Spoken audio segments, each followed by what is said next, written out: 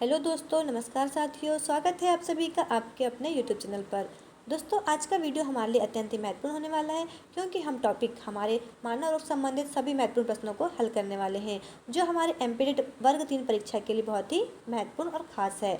तो दोस्तों, हमने इससे पहले एक वीडियो बना चुका है जिसमें हमने 25 प्रश्नों को हल किया है, जो हमारे एमपीटेड वर्ग 3 में आने वाले एग्ज़ाम के लिए अत्यंत ही महत्वपूर्ण है। यदि आपने नहीं देखा है तो आप जाके अवश्य देखिए। तो दोस्तों, इस वीडियो में हम आगे के प्रश्नों को हल करने वाले हैं। हम कंप्लीट एक टॉपिक की कम से कम 100 से 150 प्रश्न लेके आएंगे, ताकि जिसकी थ्योरी कंप्लीट नहीं है तो वह ऑब्जेक्टिव के माध्यम से सभी प्रश्नों को अच्छे से हल कर सके। तो दोस्तों, शुरू से लेकर अंत तक बने रहे। चलिए शुरू करते हैं आज का हमारा पहला प्रश्न। आज का पहला प्रश्न है हमारा, वायरस की आनुवंशिक सामग्री क्या होती है। तो दोस्तों, वायरस में आनुवंशिक सामग्री क्या होती है, इसके ऑप्शंस हैं। केवल डीएनए होता है, केवल आरएनए, या फिर आरएनए या फिर डीएनए, या फिर दोनों होता है। तो दोस्तों, इसमें आपको करेक्ट आंसर लगाना है। इसका करेक्ट आंसर हो जाएगा दोस्तों option C. Option number C, RNA या फिर डीएनए। जो वायरस होती है इसकी आनुवंशिक सामग्री क्या होती है, आरएनए या फिर डीएनए। वायरस में दोस्तों या तो आरएनए होगा या फिर डीएनए रखते हैं, लेकिन दोनों नहीं होते हैं। यह इनकी पहचान का आधार है। आपको किसी भी वायरस में एक संरचना देखने को मिलती है, चाहे वह डीएनए की हो या फिर आरएनए की। तो आपको यह ध्यान रखना है। आइए बढ़ते हैं हमारे अगले प्रश्न की ओर। दोस्तों, अगला प्रश्न है हमारा, कौन सा वायरस कैंसर से संबंधित है। इसके ऑप्शंस हैं HIV, सेकेंड ऑप्शन है HPV, थर्ड है SCV और फोर्थ है दोस्तों पोलियो। तो दोस्तों, वायरस संबंधित जो हमारा करेक्ट आंसर हो जाएगा वह हो जाएगा HIV। Option number A correct answer हो जाएगा। ऑप्शन नंबर हमारा बी करेक्ट आंसर हो जाएगा। क्या हो जाएगा दोस्तों, B, HPV, human papilloma virus, जिसे हम गर्भाशय केवक कैंसर से जुड़ा हुआ है। तो HPV जो होता है दोस्तों, यह वायरस कैंसर संबंधित होता है। HPV फुल फॉर्म आप याद रखिएगा अच्छे से। आइए बढ़ते हैं अगले प्रश्न की ओर। अगला प्रश्न दोस्तों हमारा, जीवाणु में राइबोसोम का कार्य क्या है। इसके ऑप्शंस हैं ऊर्जा निर्माण, प्रोटीन संश्लेषण, थर्ड है आनुवंशिक सामग्री को जोड़ना, और फोर्थ है दोस्तों गति प्रदान करना। तो दोस्तों, आपको ध्यान रखना है, राइबोसोम का जीवाणु में क्या कार्य होता है, यह प्रोटीन का संश्लेषण करता है। Option number B correct answer हो जाएगा। दोस्तों, जीवाणु में 70 प्रकार के राइबोसोम पाए जाते हैं। आपको यह ध्यान रखना है, जो प्रोटीन निर्माण में सहायक होते हैं। तो option number B correct answer हो जाएगा। नेक्स्ट क्वेश्चन दोस्तों हमारा, कोरोना वायरस मुख्यतः किसको प्रभावित करता है। इसके ऑप्शन है हमारे पास में तंत्रिका तंत्र, सेकेंड ऑप्शन है पाचन तंत्र, थर्ड है श्वसन तंत्र और फोर्थ है रक्त संचार तंत्र। तो दोस्तों, आपको ध्यान रखना है, कोरोना वायरस मुख्यतः यह हमारे श्वसन तंत्र को प्रभावित करता है। Option number C correct answer हो जाएगा। SARS-CoV-2 वायरस फेफड़े को संक्रमित करता है, जिसे हम श्वसन के कारण दिक्कत उत्पन्न होती है। तो option number C correct answer हो जाएगा। आइए बढ़ते हैं हमारे अगले प्रश्न की ओर। दोस्तों, अगला प्रश्न है हमारा, वैक्सीन किस पर कार्य करती है। इसके ऑप्शन है एंजाइम, प्रतिजैविक, प्रतिरक्षा प्रणाली और फोर्थ है वायरस या फिर डीएनए। तो दोस्तों, आपको ध्यान रखना है, वैक्सीन जो कार्य करती है वह करती है प्रतिरक्षा प्रणाली पर। Option number C correct answer हो जाएगा। दोस्तों, वैक्सीन शरीर में रोग के प्रति प्रतिरोधक क्षमता बढ़ाती है, ताकि संक्रमण से सुरक्षा हो सके। Option number C correct answer हो जाएगा। दोस्तों, आइए बढ़ते हैं हमारे अगले प्रश्न की ओर। अगला प्रश्न है हमारा, हेपेटाइटिस ए किसके माध्यम से फैलता है। इसके ऑप्शन से दोस्तों हमारे पास में रक्त, यौन संबंध, दूषित जल, फोर्थ ऑप्शन है मच्छर। तो दोस्तों, हेपेटाइटिस ए जो होता है यह होता है दूषित जल। Option number C correct answer हो जाएगा। दूषित जल या दूषित भोजन के कारण यह फैलने वाला एक वायरल रोग है, यह आपको ध्यान रखना है। और दोस्तों, हेपेटाइटिस बी कैसे होता है, यह यौन संबंधों के कारण भी फैलता है, आपको यह ध्यान रखना है। आइए बढ़ते हैं अगले प्रश्न की ओर। अगला प्रश्न है हमारा, HIV शरीर में किन कोशिकाओं को प्रभावित करता है। HIV किसका वायरस होता है, यह होता है एड्स का। RBC, इसके ऑप्शन है RBC, प्लेटलेट्स, T लिम्फोसाइट्स और फोर्थ ऑप्शन है WBC। तो दोस्तों, आपको ध्यान रखना है, HIV शरीर की T लिम्फोसाइट्स कोशिकाओं को प्रभावित करता है। Option number C correct answer हो जाएगा। दोस्तों, HIV वायरस T हेल्पर कोशिकाओं को नष्ट करता है, जिससे प्रतिरक्षा प्रणाली कैसी हो जाती है, हमारी कमज़ोर हो जाती है। इसलिए HIV वायरस जो है सबसे पहले T लिम्फोसाइट्स जो होती है हमारी, जिसे हम T हेल्पर कोशिकाओं को के नाम से भी जानते हैं, उन्हें सबसे पहले वह नष्ट करता है वायरस। आइए बढ़ते हैं अगले प्रश्न की ओर। अगला प्रश्न है हमारा, वायरस की सबसे बाहरी परत को हम क्या कहते हैं? इसके ऑप्शंस है cytoplasm, second option capsid, third है न्यूक्लियस और फोर्थ है क्लोरोप्लास्ट। तो दोस्तों आपको ध्यान रखना है, वायरस की सबसे बाहरी परत को हम कहते हैं capsid. Option number B correct answer हो जाएगा। वायरस में प्रोटीन से बनी बाहरी परत को हम कैप्सिड कहते हैं, यह आपको ध्यान रखना है। कैप्सिड यह वायरस की बाहरी परत होती है, जो किससे बनी होती है? प्रोटीन से बनी होती है। आइए बढ़ते हैं अगले प्रश्न की ओर। अगला प्रश्न है हमारा, निम्नलिखित में से कौन सा रोग जीवाणु से नहीं होता है? इसके ऑप्शन है हमारे पास में टीबी, हैजा, एड्स, डिप्थीरिया। तो दोस्तों आपको ध्यान रखना है, एड्स रोग होता है वह होता है हमारे वायरस से। Option number C correct answer हो जाएगा। एड्स एक HIV वायरस होता है। इसका वायरस क्या होता है? HIV, human immuno virus. ताकि बाकी जो 3 जीवाणु हैं वह जीवाणु से होने वाले रोग हैं, और एड्स जो होता है यह वायरस से होता है, यह आपको ध्यान रखना है। अगला प्रश्न है, कौन सा रोग एक अनुवांशिक रूप से परिवर्तित जेनेटिकली मॉडिफाई वायरस से टीका बनाकर रोका जाता है? तो दोस्तों अनुवांशिक रूप से मतलब यह अनुवांशिक रूप से वायरस से टीका बनाया जाता है। इसके ऑप्शंस हैं tetanus, malaria, polio, hepatitis B. तो करेक्ट आंसर हो जाएगा hepatitis B. Hepatitis B vaccine एक रिकॉम्बिनेंट DNA टेक्नोलॉजी से बनती है, जिसमें GM वायरस का उपयोग किया जाता है। तो ऑप्शन नंबर आपको डी याद रखना है, हेपेटाइटिस बी। यह कैसे होता है?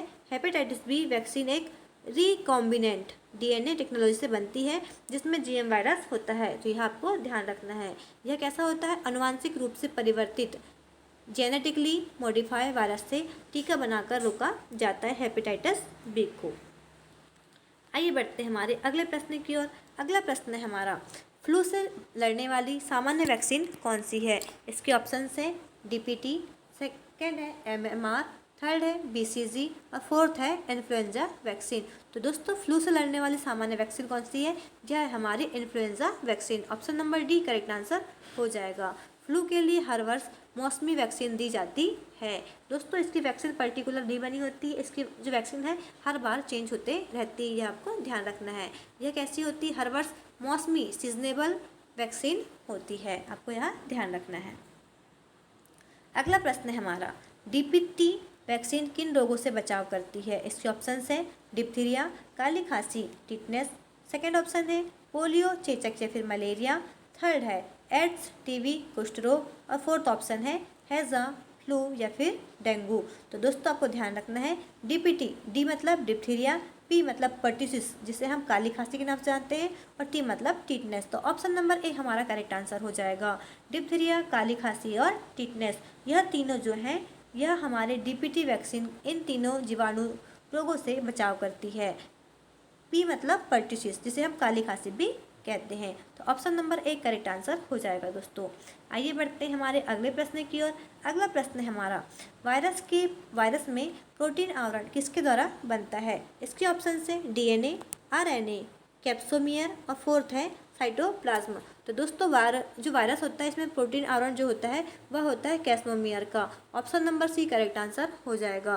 कैस्मोमियर नामक इकाइयाँ मिलकर कैप्सिड बनाती हैं जो प्रोटीन का आवरण होती हैं। तो option number C correct answer हो जाएगा।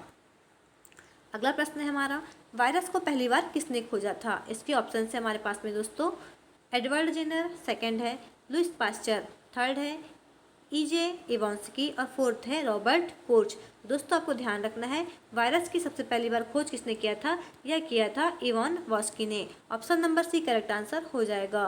दोस्तों इन्होंने 1892 में तंबाकू के मोज़ेक वायरस की खोज की थी। Option number C correct answer हो जाएगा।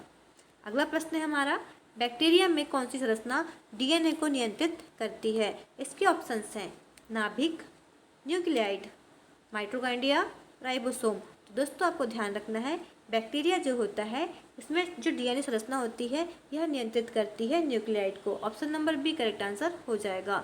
जीवाणु में न्यूक्लियाइड क्षेत्र में DNA मौजूद होता है और यह नाभिक नहीं होता है, लेकिन यह आनुवंशिक नियंत्रण रखता है। क्या होता है DNA में? जीवाणु में यह होता है न्यूक्लियाइड क्षेत्र। Option number B correct answer हो जाएगा।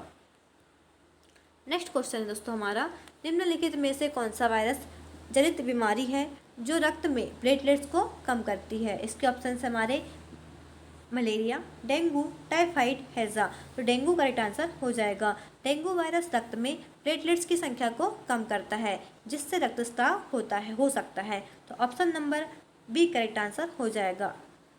आइए बढ़ते हैं अगले प्रश्न की ओर। अगला प्रश्न है हमारा, सार्स वायरस किससे संबंधित है? इसके ऑप्शंस है corona virus, flu virus, polio virus और फोर्थ है मलेरिया परजीवी। तो दोस्तों आपको ध्यान रखना है, सार्स होता है यह संबंधित होता है कोरोना वायरस से। ऑप्शन नंबर एक करेक्ट आंसर हो जाएगा। यह भी एक गंभीर संक्रमण वायरस संक्रमण है जो कोरोना वायरस फैमिली से संबंधित है। तो यह करेक्ट आंसर हो जाएगा ऑप्शन नंबर ए।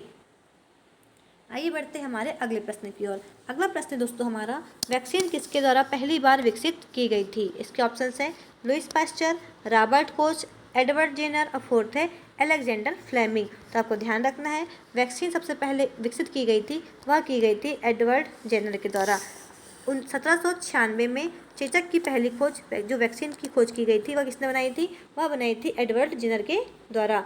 सबसे पहले 1796 में चेचक बीमारी की वैक्सीन बनाई गई थी और यह एडवर्ड जेनर के द्वारा बनाई गई थी। आइए बढ़ते हैं अगले प्रश्न की ओर। अगला प्रश्न है हमारा, कौन सा रोग वायरस के कारण होता है और त्वचा पर लाल चकत्ते बनाता है? इसके ऑप्शन है डेंगू, मलेरिया, खसरा, टाइफाइड। तो दोस्तों आपको ध्यान रखना है, त्वचा पर लाल चकत्ते बनना यह किस वायरस के कारण होता है? यह होता है खसरा के कारण। Option number C correct answer हो जाएगा। खसरा एक वायरस संक्रमण है दोस्तों जो त्वचा पर दाने और बुखार पैदा करता है, इसलिए इसका करेक्ट आंसर हो जाएगा ऑप्शन नंबर सी खसरा। आइए बढ़ते हैं हमारे अगले प्रश्न की ओर। अगला प्रश्न है हमारा, निम्नलिखित में से कौन सा वायरस और जीवाणु दोनों से बचाने वाला टीका है? इसके ऑप्शन है डीपीटी, ओपीवी, एमएमआर या फिर कोई नहीं। तो आपको करेक्ट आंसर जानना है, इसका करेक्ट आंसर हो जाएगा एमएमआर। एमएमआर मतलब मीजल्स, मम्स और रुबेला। वैक्सीन तीनों वायरस से बचाती है, जीवाणु से नहीं। अतः सही आंसर इसमें क्या होगा? सॉरी, ऑप्शन नंबर डी होगा। क्या होगा दोस्तों? ऑप्शन नंबर डी करेक्ट होगा, क्योंकि जो वायरस और जीवाणु है इन दोनों से बचाने के लिए कोई भी टीका ऐसा नहीं है। डीपीटी, ओपीवी, एमएमआर ये कैसी दोनों? ये तीनों अलग हैं। यह केवल सिंगल जैसे वायरस से होने वाले रोग, जीवाणु से होने वाले रोग, इनके लिए अलग अलग टीके बने हुए हैं। तो यहाँ इसमें मिसप्रिंट हो गया है दोस्तों, आपको ध्यान रखना है, ऐसा कोई टीका नहीं होता है। Option number D correct answer हो जाएगा।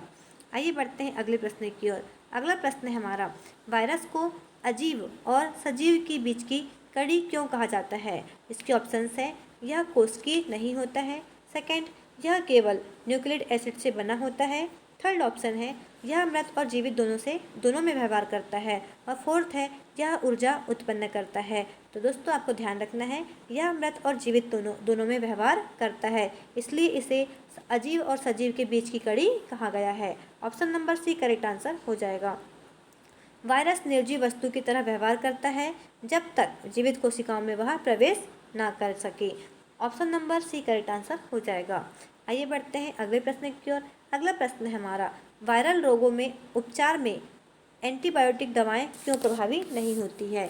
इसके ऑप्शन से दोस्तों हमारे बहुत छोटे होते हैं, सेकंड है वायरस में कोशिका भित्ति नहीं होती है, थर्ड वायरस प्रोटीन के बने होते हैं, और फोर्थ है वायरस में जीवन चक्र में एंटीबायोटिक कार्य नहीं करते हैं। तो आपको ध्यान रखना है, इसका करेक्ट आंसर हो जाएगा वायरल रोगों में उपचार में एंटीबायोटिक दवाएं क्यों प्रभावित नहीं करती।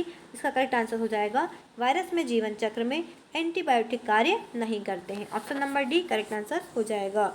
एंटीबायोटिक दवाएं जो होती हैं दोस्तों केवल जीवाणु के विरुद्ध प्रभावी होती हैं, यह वायरस पर लागू नहीं होती हैं, इसलिए हम एंटीबायोटिक का प्रयोग नहीं करते हैं।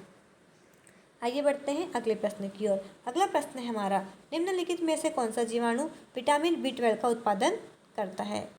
इसके ऑप्शंस हैं स्ट्रेप्टोमाइसिस, सेकंड है परस्यूडोमोनास, थर्ड है कोलोस्ट्रिडियम और फोर्थ है ई कोलाई।